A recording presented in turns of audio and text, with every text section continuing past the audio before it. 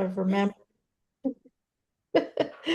All right, it's so good to have you all back, and I'm very, very excited to introduce my two friends, Shannon and Carrie, to do our keynote today. This is going to be excellent. I'm super excited. I'm going to tell you a little bit about both of them, but I'll start personally. Shannon and I have known each other for a very long time. She and I had the same job. I took her job when she left at the University of South Carolina. We were both the advocates there, and we've been friends ever since. And that was before I was married, and I'm about to have my 20th anniversary. So it's like 23, 24 years maybe. And we're still, you're on mute, Shannon, just so you know. We're still okay, that's fine. And so very excited about that. And Carrie and I have known each other for a while too. We've had cases in North Carolina that I know Carrie's worked on. And then also Carrie and I have done some external review work together too. So that's just personally, I'm very excited to have you both. I know you have so much to share, and I will hop into a little bit about each of you. So Shannon is a survivor advocate dedicated to advancing collective leadership, survivor empowerment, and community access to safety and justice. With more than 25 years of experience, she's worked to end domestic violence, dating violence, sexual assault, and stalking through advocacy, response, prevention, education, primarily within higher education settings. She currently serves as the Associate Executive Director at the National Organization for Victim Advocacy, where she leads policy, research, and a portfolio of federally funded initiatives that strengthen the capacity of victim service professionals to support college campuses, engage youth, and serve military connected survivors. She's a recognized leader in the field, specializes in building trauma-informed victim advocacy programs and fostering CCR teams that bring together diverse partners to address these issues. Shannon has also served as adjunct faculty at multiple universities, teaching courses on the ethics of campus advocacy, evidence-based practice, trauma-informed leadership, and IPV over the lifespan. Lastly, she's grateful to serve her community as co-chair of the board of directors for the Colorado Coalition Against Sexual Assault. She holds a Bachelor of Arts degree in anthropology, an MSW, and a Women's Studies Certificate of Graduate Study from the University of South Carolina, as well as an Executive Certificate of Nonprofit Management from Georgetown Public Policy Institute. When Shannon is not working to promote justice and healing for survivors and community, she can be found immersed in a crochet project or exploring natural landscapes. That's wonderful, Shannon. And Carrie, just saving paper, didn't print it out, just reading from the app here. Okay. Carrie Simon is one of the nation's leading Title IX attorneys representing survivors of sexual assault, stalking, dating violence, and sexual harassment in university and K through 12 settings nationwide. She is a graduate of Harvard Law School, cum laude, and clerked for the Circuit Court of Appeals. She's credited with the inclusion of stalking and dating violence in the definition of sexual harassment under Title IX, and her impact litigation ensured universities are responsible under Title IX for sexual violence at fraternity houses. Ms. Simon represents scores of survivors on college campuses and in K through 12 settings. She effectively represents survivors in campus disciplinary proceedings and in obtaining remedies and accommodations to ensure survivors can safely and fully access the benefits of their education. To hold schools accountable for failing to uphold survivors' rights, Ms. Simon represents survivors in Title IX litigation against universities, and her efforts have launched multiple federal investigations into colleges and schools. Widely regarded as a gender violence policy expert, Ms. Simon directed the United States Congressional Victims' Rights Caucus, advised gender-based violence legislative efforts in numerous states, and was appointed to the Sexual Misconduct Advisory Committee by the Colorado Department of Higher Ed and is a lecturer at Harvard Law School. As you can see, very, very impressive, amazing humans, and we're so excited to have you. I'm gonna pass it over to you both. Thanks for being here. Thank you so much, Juliet, for that warm welcome and for cultivating such an intentional, connected space. I love coming back to puzzles every year. I was just telling Juliet when we started, this guarantees I get to see her at least once a year, but I'm grateful to see her multiple times a year. This is really one of my favorite ways to end the year amongst friends in the campus space. And you can go to the next slide, Juliet. Um, so Juliet read our bios and has talked about what we have done, but I'd love to start out by talking about who we are, our orientation to this work, and really who we are in this moment and in this movement. And as is the case with many of us in this field, I came into this work as a survivor of poly-victimization on campus. The first time I met a victim advocate was when I became one. And entering into this field opened for me a lifelong journey of building community and healing and service. And I wake up every morning and remind myself it's a privilege to work in this space and it's a choice. And I choose it every day. It's an honor to share space with you all today, and especially with my colleague Carrie. And I'd love to turn it over to you, Carrie, to share a few words.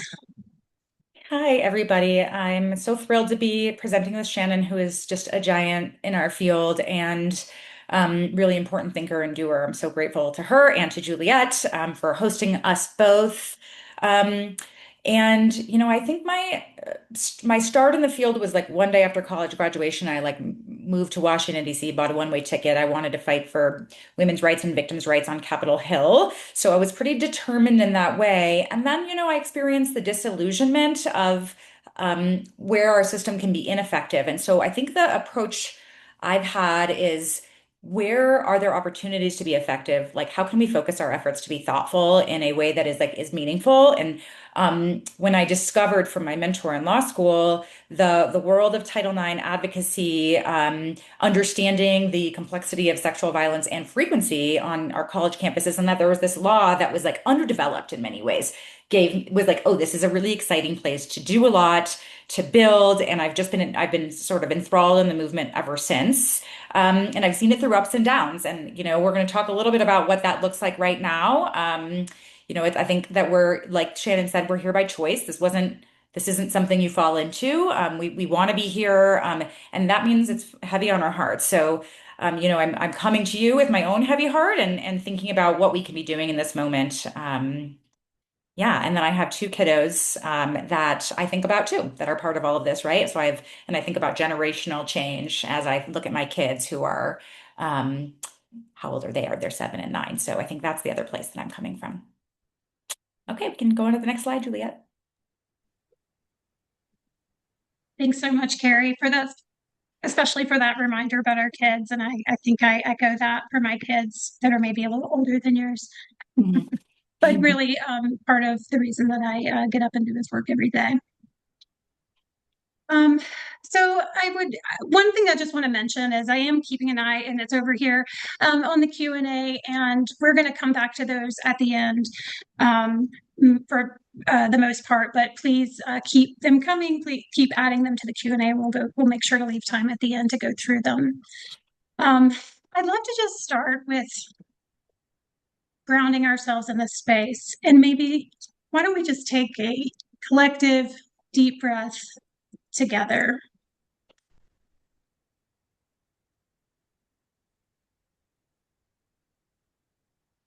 I think it's so important always to connect with one another and prepare for the time we have together, to really be present in this space. It's an invitation, and it's always an invitation to tend to yourself, tend to your needs.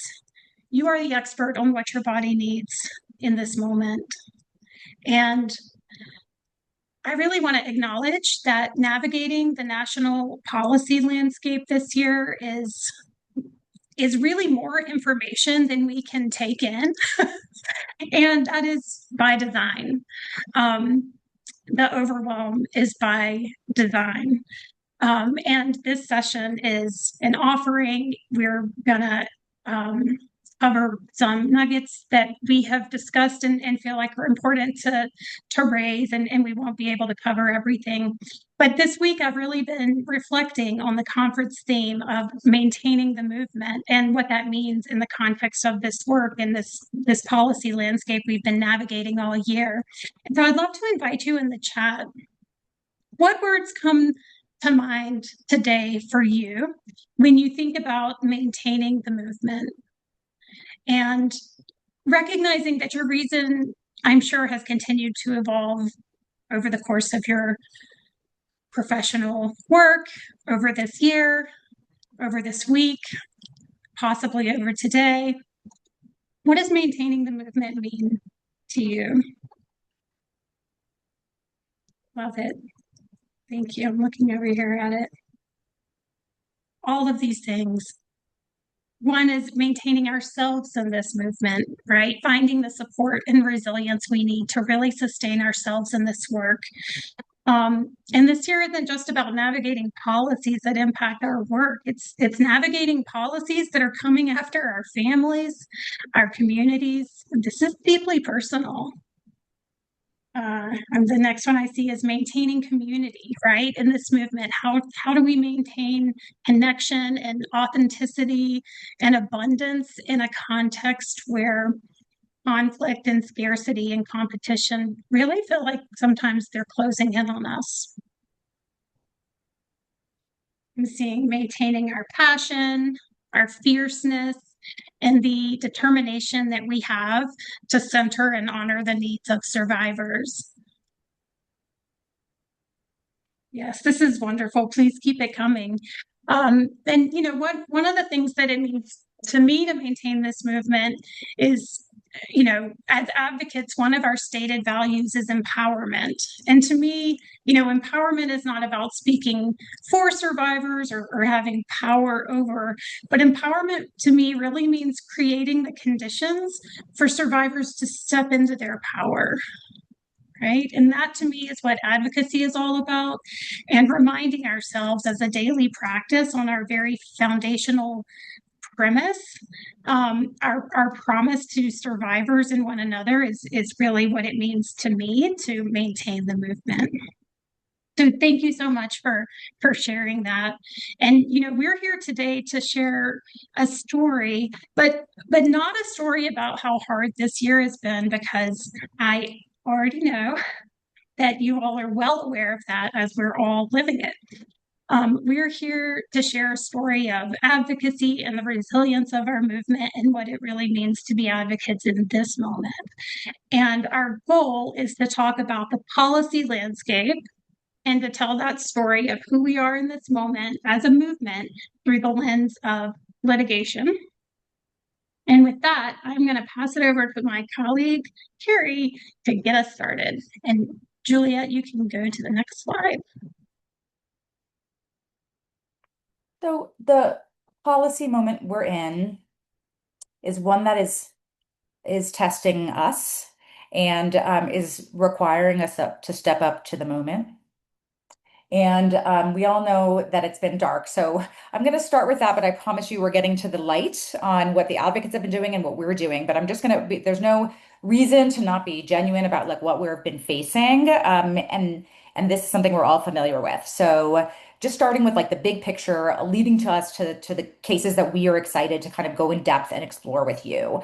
So, you know, basically since day one of the Trump term, which started January 20th, so it hasn't been a year. We've seen just the policy landscape turn upside down, and we've seen, you know, my work is in civil rights and in victims' rights, and both have just been under a state of attack. And as Shannon mentioned, you know, this overwhelm was a stated strategy. So there was a deliberate effort called shock and awe to flood the zone, which meant we were so overwhelmed we didn't know where to start. And that was sort of one of the stated goals and of what they were trying to do. And they also did really extreme things that just weren't legal. So they didn't take the what I'm used to is people, doing things that I don't like that are legal. So here we're seeing things that were outside the bounds of what had been, norms and law in the approach. So that was part of this flooding of the zone. So, day one, we saw on January 20th, a flood of executive orders. And we can see from those executive orders sort of who this administration had planned to target. Many of those communities within the victims world that we all hold dear. And frankly, the most marginalized population. So we saw the DEI attacks, the diversity, equity, and inclusion attacks, suddenly calling diversity, equity, inclusion illegal, and dismantling all of the efforts that we've had for DEI. I just want to pause here to say DEI is not illegal, and just saying it is doesn't make it so. So I just want to be clear for all of us, DEI is perfectly legal, and by no means is it just because they're saying it not legal. We also saw on day one and since, a focused attack on the LGBTQ community, and particularly in my view, like a rolling back of and focusing on transgender individuals, and sort of removing their identity and removing them from civil rights enforcement, trying to erase them. We saw an attack on immigrant populations. We've seen an increased, we've just seen large scale ICE raids. We've seen protections for those folks being eliminated. We've seen restricting of asylum. I mean, really, even like refugees being used for countries where people are fine versus we've just seen a total shift. This is another upside down on the head moment. Reproductive freedom has been under attack, access to healthcare protections. And, I think this through line is painting those that have long been discriminated against, the most marginalized, as somehow the threat. So that was like the effort that was done on the people side. And in practice, like what did that look like, those attacks? So over the course of the year, we've seen slashing. Elon Musk came in with Doge and just slashed funds for many of the programs victims and others rely on. We've seen mass layoffs of career public servants.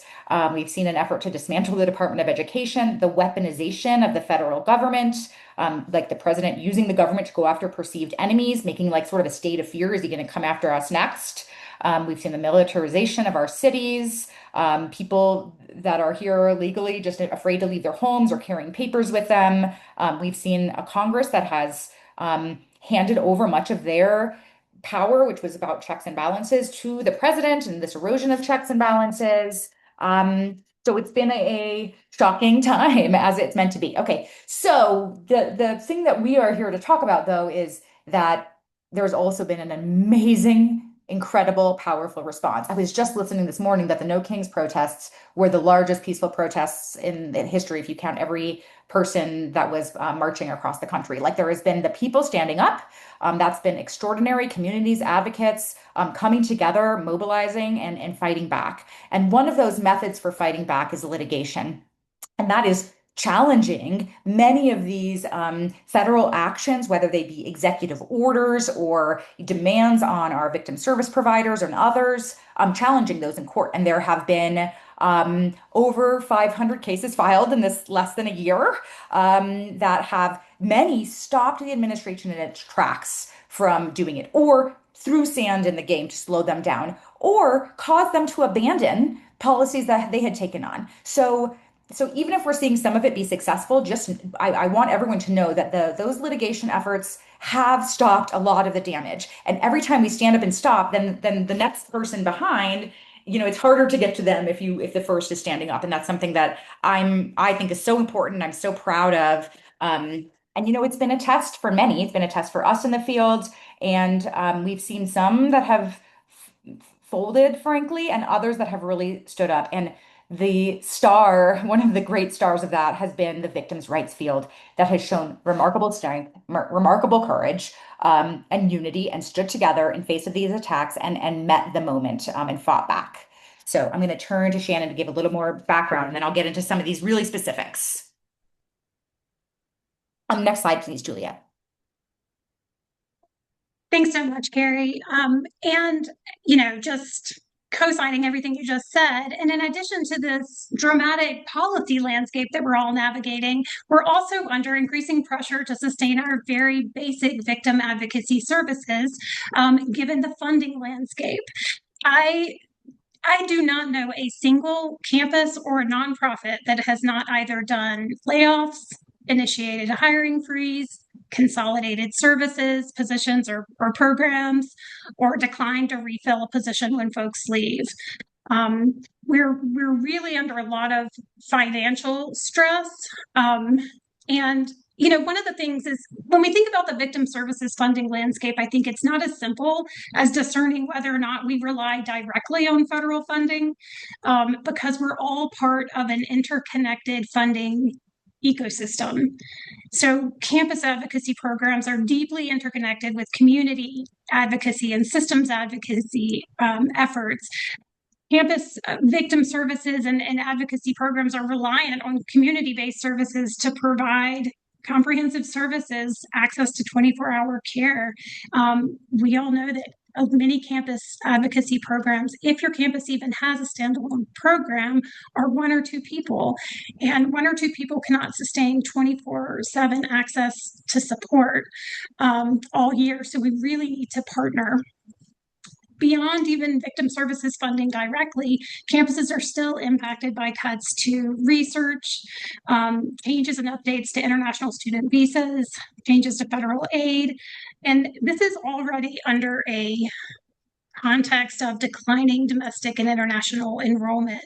So so I just wanted to say this because I think sometimes when we look at the picture of federal funding, if you're not the direct recipient, it's hard to sometimes see the relationship. But given that interconnected ecosystem, I think it's really important to think about how this matters to all of us, regardless of our direct funding sources. So without federal funding, nearly 1 in 5 nonprofits would run out of cash in just 3 months. And many, as Carrie mentioned, already have and have had to close their doors for good. In order for private philanthropy to fill this gap, they would have to increase their annual giving by 282%. And they have been really clear that they care about the field, but they just cannot fill the gap that is left with these massive cuts to federal funding. Research has found that already less than 2% of charitable giving in the United States is directed towards women and girls and LGBT communities. So we already had a problem with private charitable giving in our field. And funding from the U.S. Crimes Victim Fund, where many services get their funding through VOCA, or the Victim of Crimes Act, has dropped by more than 70% since 2018, including a nearly 40% reduction since 2023. So, in other words, there's definitely consensus that relying on federal funding is something that our field overdoes. It's also true that we were in a funding crisis long before 2025 started. And this context is really important to understand because many organizations have been grappling this year with whether or not to accept federal funds. And some will choose not to accept. They can do that. Many have no choice. And of course, the majority of campuses do receive federal funds through financial aid. And I just wanted to say that we're not here to judge organizations or campuses on their choices. We help organizations work through their decision making. And so I think it's just really important to stay centered in our mission to support survivors. So rather than walking away, if that's even a choice, which for many it isn't, we're collectively fighting for a system where victims' rights are honored and funded with integrity. So with that, I'm going to pass it back over to Carrie to share how the field of advocacy is standing up to this challenge. And you can go to the next slide, Juliet. So now we're going to talk about the response of the advocacy community when we, push came to shove and we've been challenged so deeply in this moment. And I think, looking back at the bigger picture context, what I saw was that right away, the Trump administration went after some of the biggest players in the country. So the powerful folks in this country. So they went after, for example, the big law firms. And, I'm a lawyer. I'm familiar with big law firms, and I, and they felt they bent down to this president when they were made demands of them that were that those who did the couple that did fight have been winning because they were so um, obviously retaliatory. But these law firms, despite having all the money that they could have, like an incredible amount of resources and the actual skill to fight back, chose to just capitulate to this president when they were under threat. So that's what we saw the law firms do.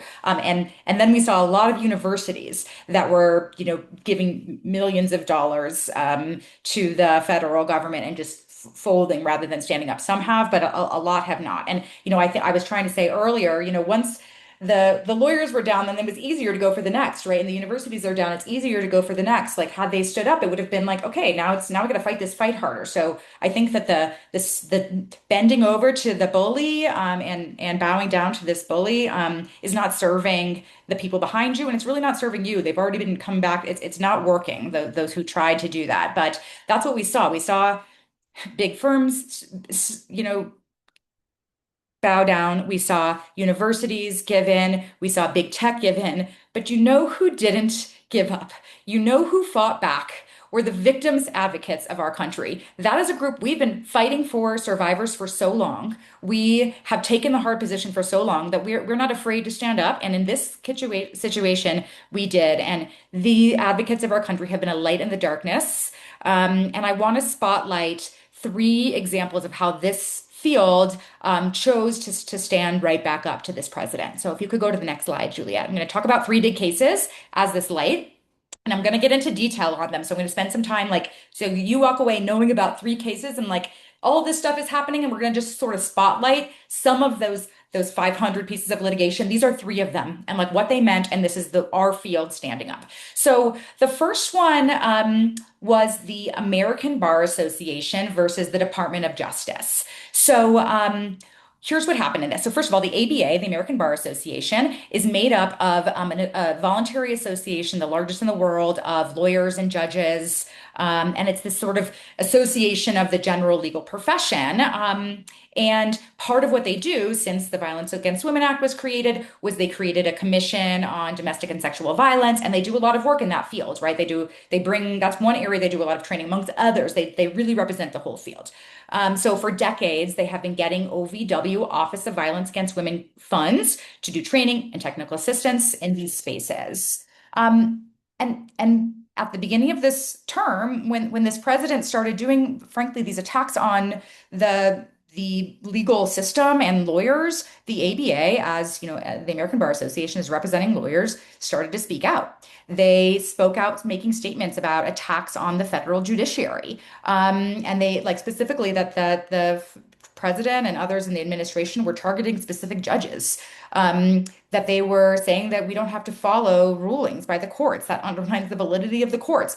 That this punishment of law firms who had, going after specific law firms that had disagreed with the president or had employed people that the president didn't like. They stood up and said, this is really wrong. And then they joined a lawsuit, one of these many lawsuits, these 500 lawsuits. And this was one that was challenging the president who froze all funding for USAID, for our international development grants. They joined that lawsuit. So then we started seeing the retaliation come back on the ABA. And that started with the DOJ issuing a memo to all of its employees saying that, hey, the ABA has now sued this administration. They have this long-term relationship. We've worked with DOJ for many years, but we're they said they sued us. We don't know, that's fine for them, but look, we're not going to associate with them. And they started cutting out their associations and saying they're, harming us. And then the next day, the Department of Justice, after issuing that memo internally, terminated all of the American Bar Association's Office of Violence Against Women grants, effective immediately. So these were grants that were about trauma-informed care in the legal community, LGBTQ legal trainings, just general legal service initiatives. Many of the grants that are part of our field, I think it's about $3.2 million in grants that they took. They didn't give a reason. They only canceled the ABA's grants, nobody else's. 2 weeks later, the American Bar Association didn't kowtow. They sued. They fought back again. And they basically argued, hey, this is the government retaliated against us. They've shown no other reason. So they went to court. And this is the case. It's called American Bar Association versus DOJ. So that means the American Bar Association is suing the Department of Justice, the federal government, when we say DOJ. And they said, this was retaliation against us. And the court totally agreed. The court concluded that that the ABA would be successful in showing that this was based on retaliation for exercising their First Amendment rights. So you have a right to sue your government. You have a right to sue anyone.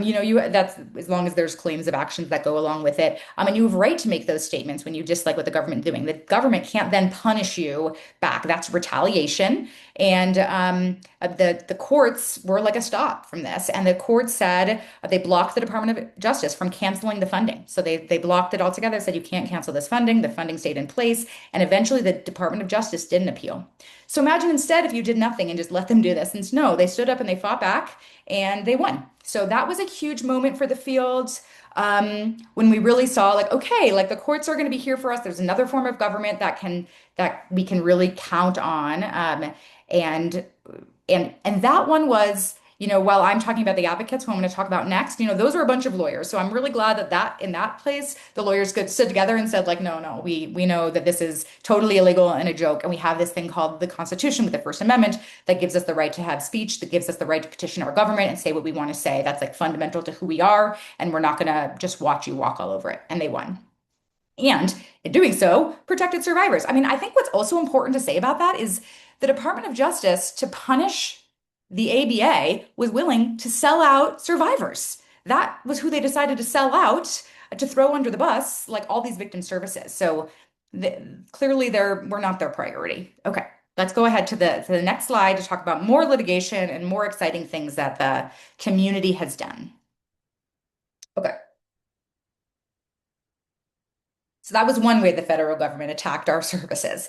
Another came in the form of the Department of Justice coming to all these grantees, many of them much smaller, many of the organizations you represent, the local organizations here in Colorado that are doing victim services and around the country. And they said to them, and also specifically in this instance, talking about the coalitions that the state coalitions against sexual assault and domestic violence in our states. So the department imposed on VAWA grantees, so that's Violence Against Women Act grantees, a slew of unlawful restrictions. They said if you want to get our grants, you have to sign this document that says you're going to do a bunch of things that are within our ideology, and not just within that small part of your grant, but within your whole program.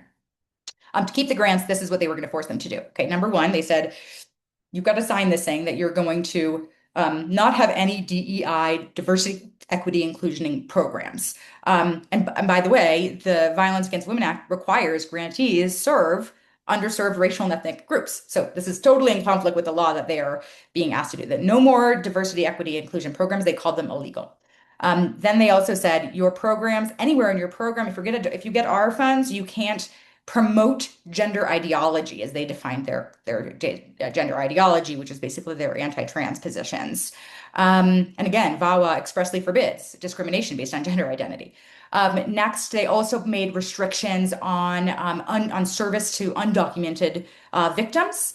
And they even had this language that said that prohibited framing of domestic violence and sexual assault as systemic social justice issues rather than just being a criminal offense. So they were really attacking like fundamentally who we are in so many ways.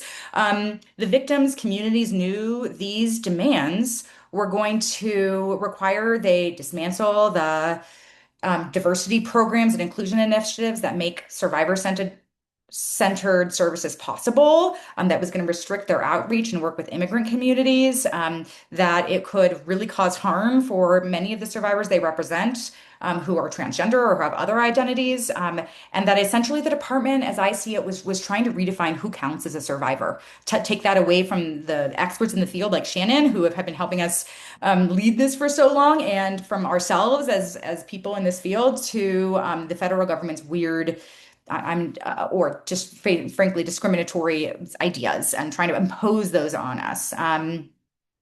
Okay, so where did this leave us? Like Shannon said, there was two choices here. This is like the funding that we have to stay alive. So this was like, is your nonprofit going to survive or not?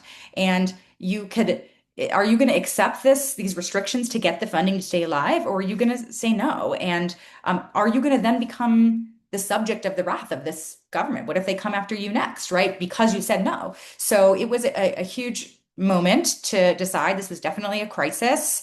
And like I said, we've seen law firms that said fine and universities that said fine. But I am proud and moved to say that our nation's advocates didn't back down. And 17 state coalitions of domestic violence and sexual assault coalitions, including Colorado's Coalition Against Sexual Assault, that's near and dear to Shannon and I, and many others that are from states that you are all in, stood up and fought back in court.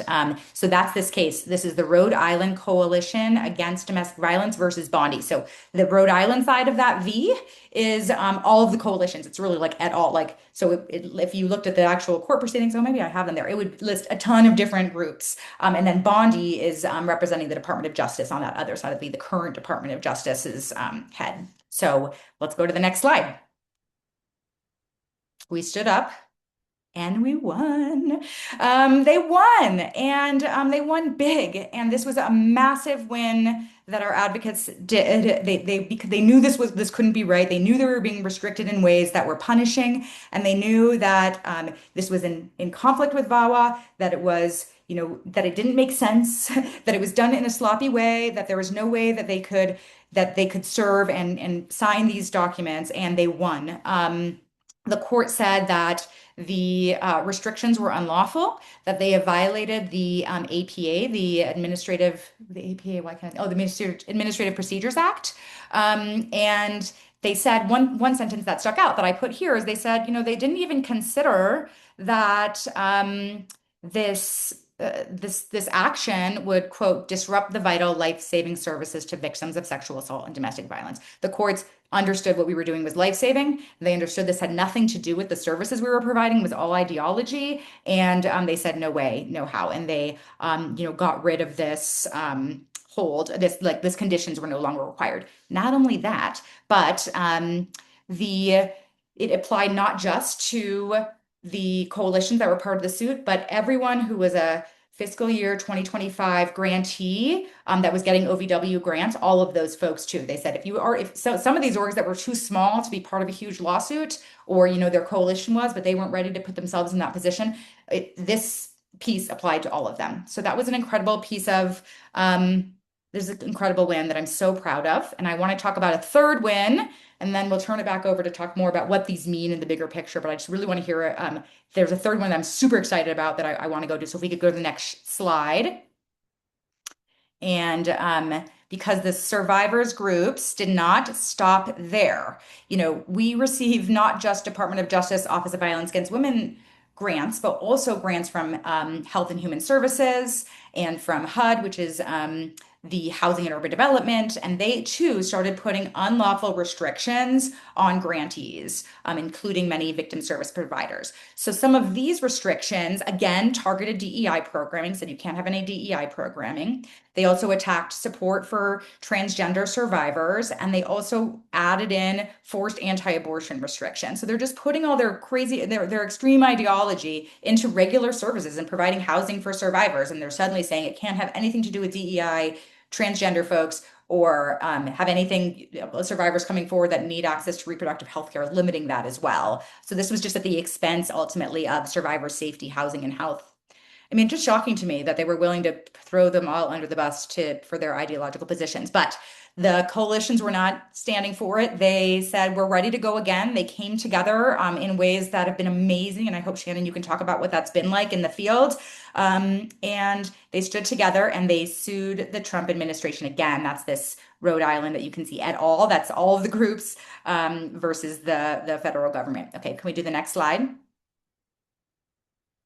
And the advocates won again. And I want to go really into detail here on about how we won, because we won on three major grounds. Okay, so just stick with me as I sort of walk you through what those were. So the first, the court said, hey, like these were challenged. You can't do this. You can't force all these conditions on these groups. And they said for three reasons, the court said, yes, we agree with the advocates that these are wrong and violate the law in these three different ways. So the first one was again the APA, the Administrative Procedure Act, which basically says the government can't just act arbitrarily. The government can't just do what it wants and what it feels like. It has to go through a process and has to explain its reasoning. Arbitrary means not reasonable. Arbitrary means not reasonably explaining itself. So not being reasonable and not reasonably explaining itself.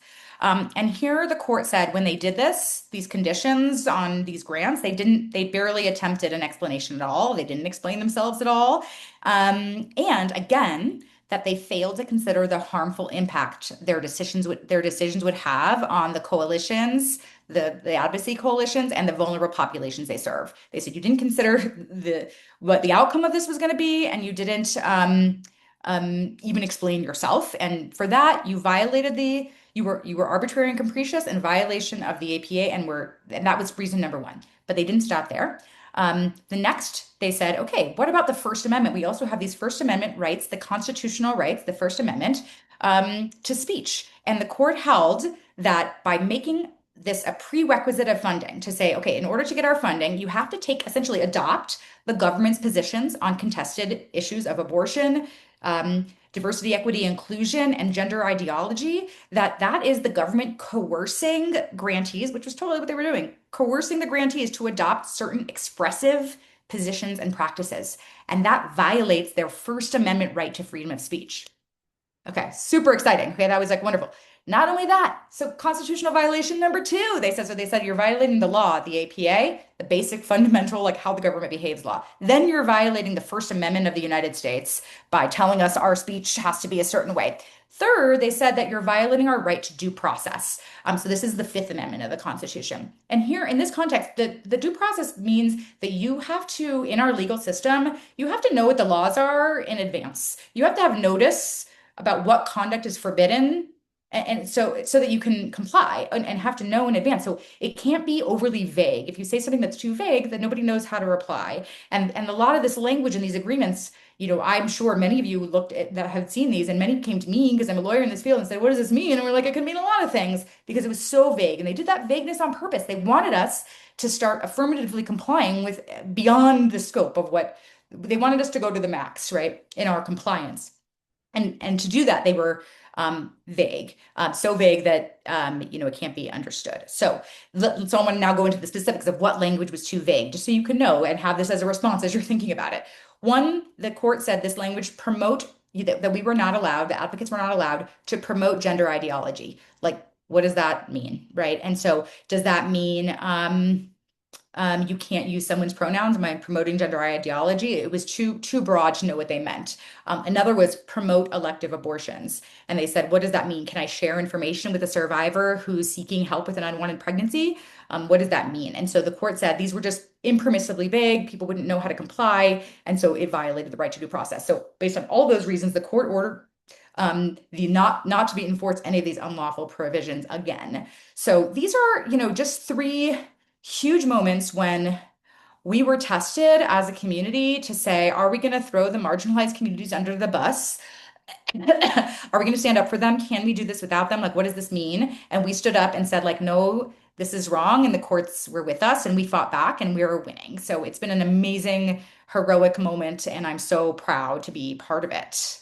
I'm going to go to the next slide and turn this back over to Shannon.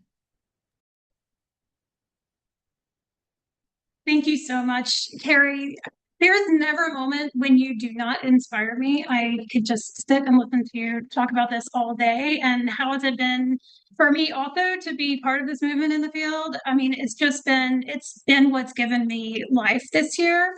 I have never witnessed the level of collaboration and connectedness in the field that in my 25 plus years as I have this year, and that part has been really incredible. And I think it's just so wonderful to talk about our wins this year and what we have really been able to accomplish. So thank you so much.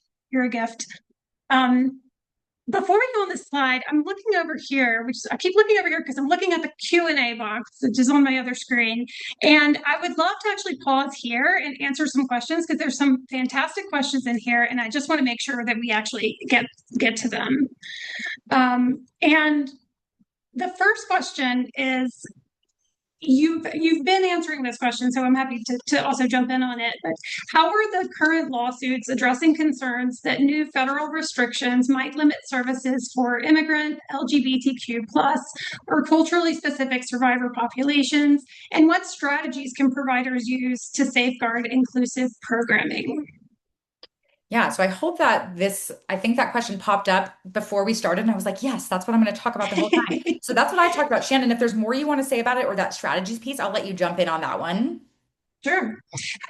So when I think about safeguarding and strategies, one point that I don't think we've made yet is that when this slew of executive orders started coming out at the beginning of the year, we saw organizations, campuses, advocates across the board asking the question, do I comply? Right? And one of the points that I really want to hone in on is that executive orders are not for us. They are for agencies. So executive orders by the president are disseminated to the agencies, and by that I mean the Department of Justice, Ed, right? Federal agencies, they determine how they are to comply, and then they pass that along. So my first point that I just want to make sure that we all understand is that we do not need to preemptively comply to those orders. And so we see it, let the agencies sort through it, let the field respond to it. We don't need to preemptively comply. I think that's really important to think about. Another strategy is simply to know the law. Because as Carrie was mentioning, VAWA, VOCA have protections in them. State law has protections. A lot of what was sent out into the field was not legal. And so the field knows that, right? And so again, we don't want to preemptively comply, especially because we don't want to, just because it was on official letterhead, assume that it's legal and assume that we should. So knowing the law or connecting to people who do know the law and talking through it before we act on it is really important. And the third thing I would say is really connect with your coalitions. They are very deep in this work. We're all very much connected in sorting through, some of this litigation. It's all ongoing and it's really confusing. And even attorneys are looking at it and being like, I'm actually not sure. Does this apply only to the states who brought the case, or does it apply to everyone? We need a moment to find this out. So really connecting with coalitions. And there's other organizations, and I can get really into the weeds with the organizational safeguarding.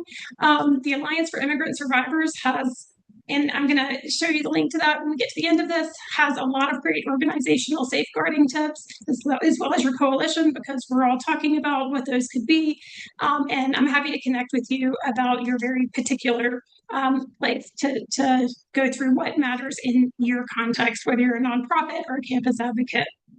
Were you going to add something, Carrie? I thought I saw you on mute.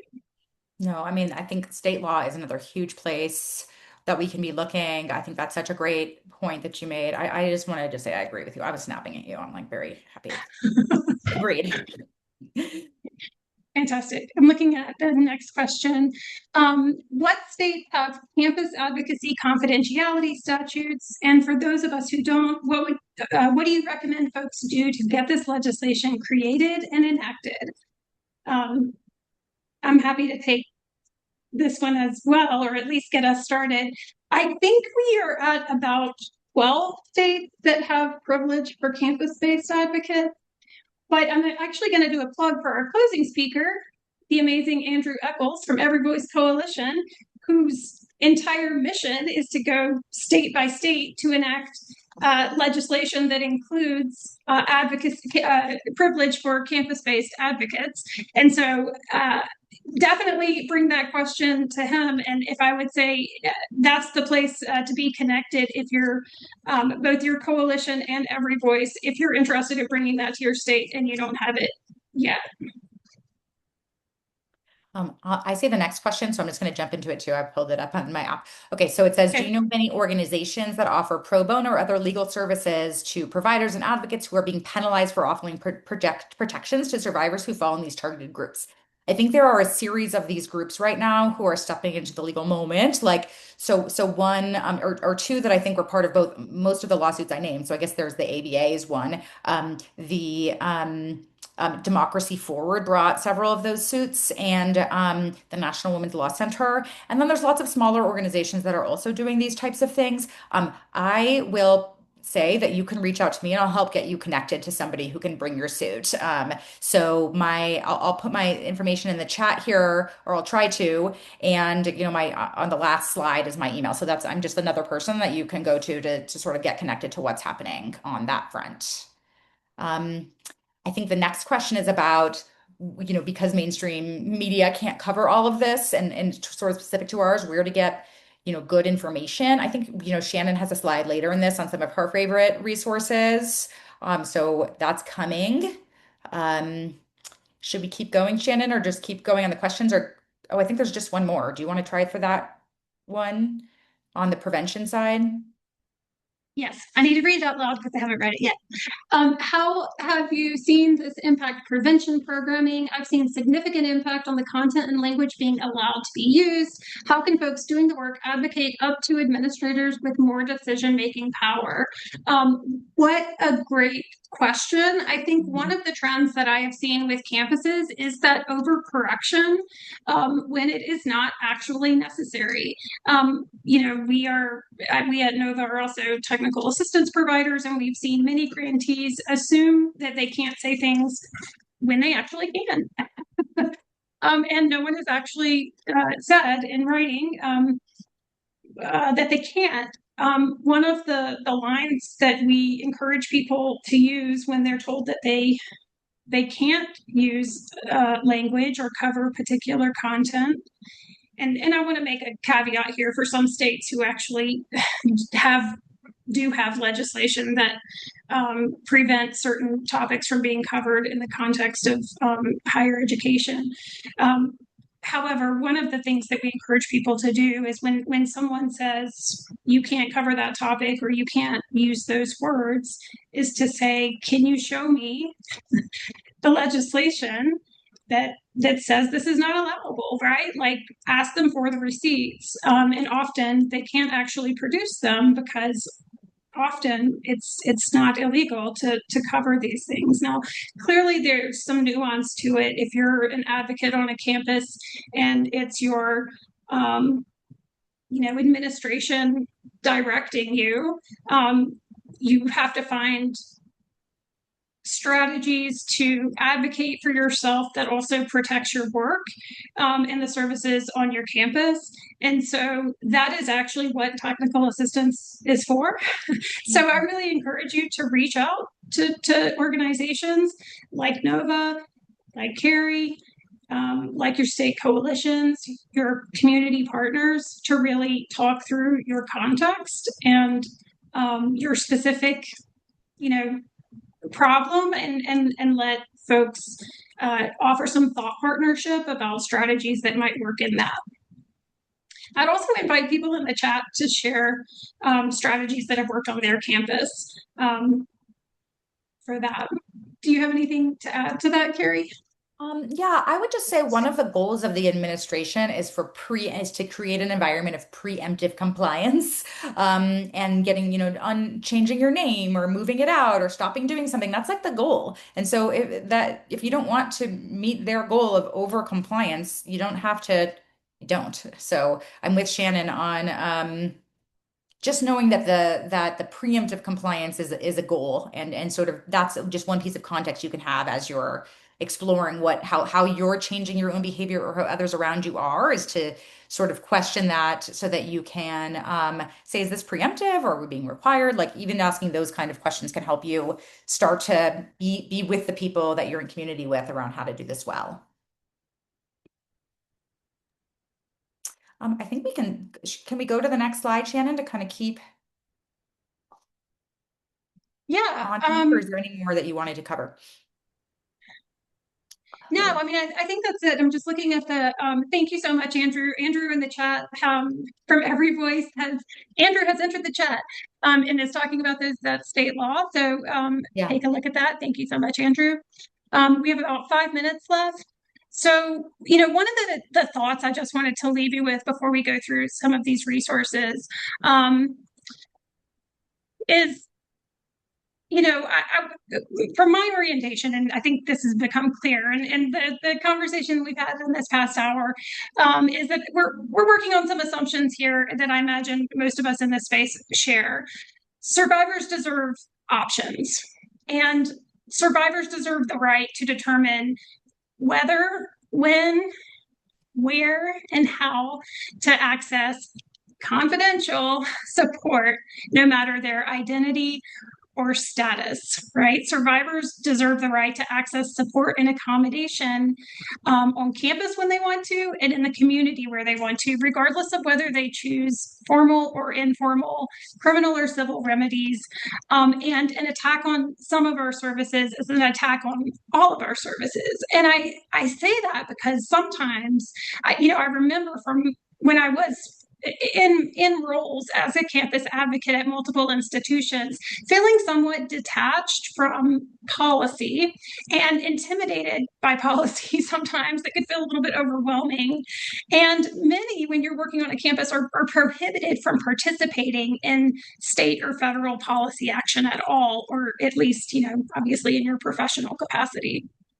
So, given the campus context, I wanted to just think about how we shape policy, even if we're prohibited or just not ready, maybe, which is also fair, from advocating directly for policy improvement. And one is, global vision, local action, right? We can tend the soil in our own communities. The policy advocacy we do on campus and in our local community and on our state level and on the federal level are all interconnected. And as Carrie mentioned earlier, state protections are even more critical when federal protections are at risk.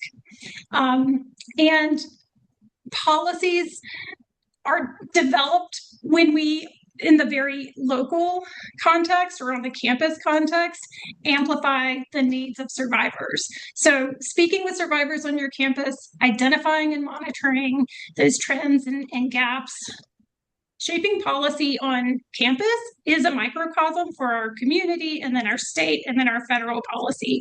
So I think what I kind of think about that is as developing a policy perspective. The second way we can connect with policy is by making connections. We know we're stronger together. We've mentioned it several times on this call. Building those bridges, building community, joining your state coalition, your national coalitions. If you don't know how to get plugged in, please email us. We will connect you. And then the third thing, of course, is to stay informed. So I'm curious if you all have other things in the chat to share, other ways to stay connected, get involved, and find your kind of policy perspective to offer them in the chat. Okay, curated resources. There is so much information out there, so many places to look. I wanted to highlight a few. And also, someone over here is saying Erin in the Morning is so good. Love Erin in the Morning. And they offer a litigation tracker specifically for trans rights. And so that's a really great resource. I mentioned earlier the Alliance for Immigrant Survivors, really important and excellent resource, and that is a coalition of immigrant serving organizations. The other thing that I just want to say, both with litigation and these coalitions, we're just finding that it's a lot easier to stand up when you're standing beside someone else. So many national organizations, local organizations have really come together to put information out, to track legislation, to create sign-on letters together, and that's a really important strategy. Just Security has a really great litigation tracker that's linked here. And I'll make sure if the slides aren't actually in Whova to add them to Whova so you have these links directly. Carrie mentioned Democracy Forward, and then also the Chronicle of Higher Education has a DEI legislation tracker, which I should really call an anti-DEI legislation tracker because that's really mostly what it's tracking. That's a really helpful resource. Those are places to start. There's certainly more, but the pages, it would be so many, the slide would be so long that I think this is a really great place to start. Juliet, you can show them the next slide, which I believe is our, um, it's a quote that I really wanted to leave you all with that is really powerful to me and speaks both to our individual and collective experiences here. We have the power those who came before us have given us to move beyond the place where they were standing. We have the trees and water and sun in our children. We're making the future as well as bonding to survive the enormous pressures of the present, and that is what it means to be a part of history. Thank you all so much. Thank you, Juliet, for inviting us and welcoming us here today. You can show the next slide with our contact information, and you can also grab our contact information from Huva. Thank you so much, everyone, for staying with us, and thank you, Shannon and Juliet. Thank you both so much. I mean, it is really nice to have a happy side, and you definitely, I think this was a perfect way to inspire us to feel like, okay.